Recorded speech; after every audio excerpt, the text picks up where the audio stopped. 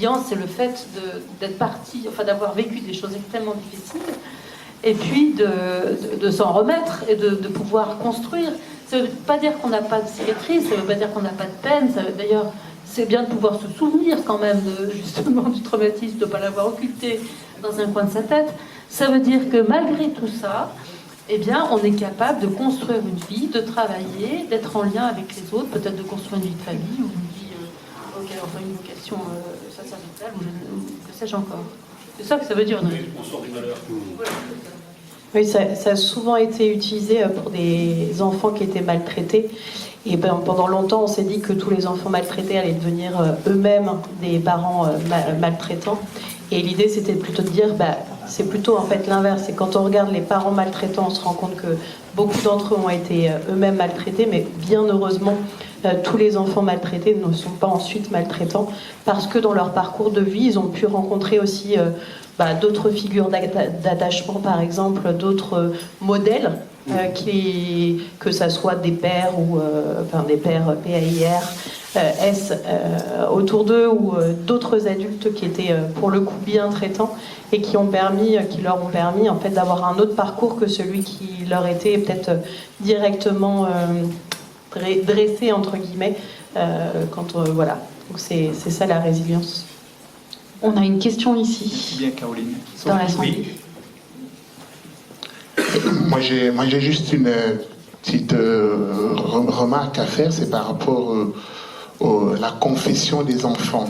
C'est-à-dire que la confession et puis la sacristie, c'est quand même des lieux... donc, confession avec les enfants, dans quel lieu précisément, quelle distance adopter, mais pas dans la confession, et à la sacristie, parce qu'il y a des servants d'hôtel. Et alors, j'ai cru entendre aussi qu'il était important qu'il y ait une présence d'une deuxième personne, peut-être à la sacristie, quand le prêtre est dans la sacristie. Alors, comment ça se vit? J'aimerais, comme disent, quelle vraiment juste attitude avoir avec les enfants, à la confession, le lieu, voilà, et puis à la sacristie, quand il n'y a pas une deuxième personne avec nous. Voilà, parce qu'on n'a pas toujours du monde avec nous, mais voilà, merci. Alors cette réponse, c'est peut-être vos collègues prêtres déjà qui peuvent peut-être vous répondre et qui ont déjà trouvé des moyens adaptés à ces problèmes-là.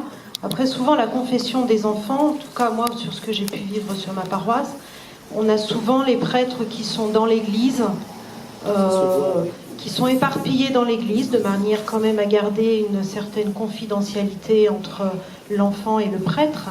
Mais le prêtre n'est pas isolé dans un endroit particulier. Il n'y a pas un prêtre qui se retrouve tout seul avec un enfant dans la sacristie. Donc c'est peut-être déjà... Alors, bien sûr, ça va dépendre aussi comme de l'aménagement de nos lieux d'église et nos lieux pastoraux. Mais c'est peut-être des petites choses auxquelles on peut penser. Et ça, c'est assez facile à mettre en œuvre. Après, également, tout ce qui est les rapports avec les servants d'hôtel, il ne faut pas non plus voir le mal partout et pas non plus avoir aussi... toujours cela en tête, mais c'est peut-être aussi le moment pour vous de recruter quelqu'un pour vous aider à la sacristie, pour s'occuper aussi des servants d'hôtel avec vous.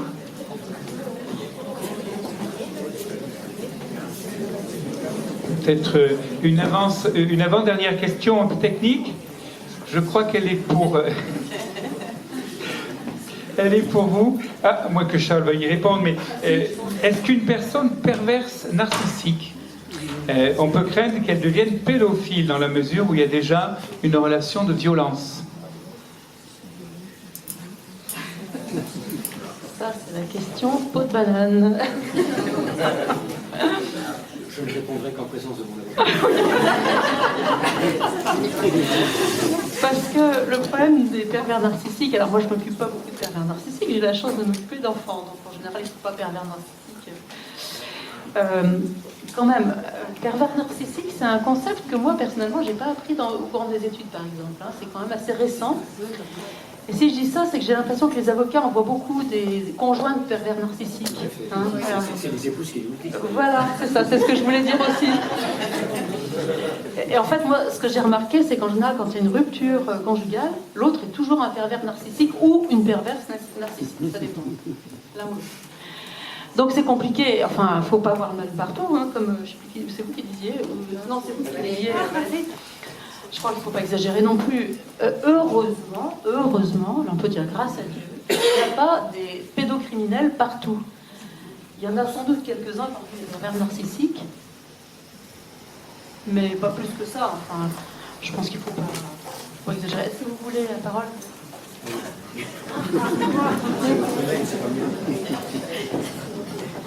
Peut-être, sauf s'il y a d'autres questions. Une dernière question que je vous poserai à tous les 5, si vous le voulez bien.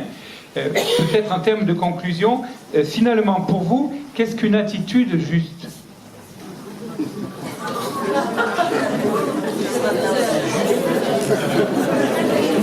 Alors, attitude juste, je vais vous faire une réponse de jésuite. C'est à mon sens de celui qui agit, il est cohérent et il est en paix. Et de celui qui reçoit, il voit émarger le bonheur.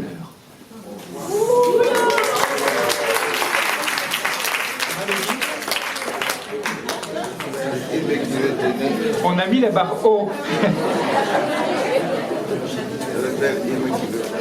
Valérie. Alors tout de suite, c'est plus compliqué.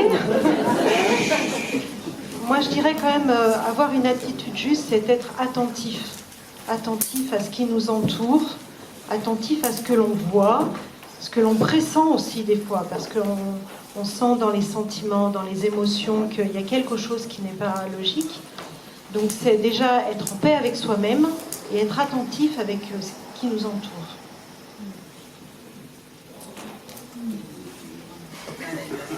C'est celle qu'on va trouver en se laissant interpeller par ceux qui nous entourent. C'est un peu la pression après. Hein. Pour moi, l'attitude juste, c'est plutôt par rapport à l'écoute de l'autre et comment est-ce qu'on trouve la justesse de notre relation avec l'autre qui est un individu particulier. Et toujours cette question de comment on s'adapte à chacun et chacune. Et voilà, donc on est toujours en train de chercher. Et je pense que la relation, elle s'établit un petit peu dans la durée. Donc c'est tâtonner pour trouver cette relation juste. Mais il n'y a pas de recette miracle, malheureusement, ou heureusement, parce qu'au moins ça permet de prendre le temps dans cette relation à découvrir l'autre. Moi, je suis très tentée de reprendre ce que j'ai dit ce matin. C'est-à-dire, effectivement, cette attitude très respectueuse devant la plus petite personne, même celle qui n'a pas de parole. Et cette attitude qui permet la rencontre, quoi. La rencontre est parfois l'émerveillement dans la rencontre. Voilà, alors je crois qu'on peut remercier vivement Patrice et tous nos intervenants. Merci.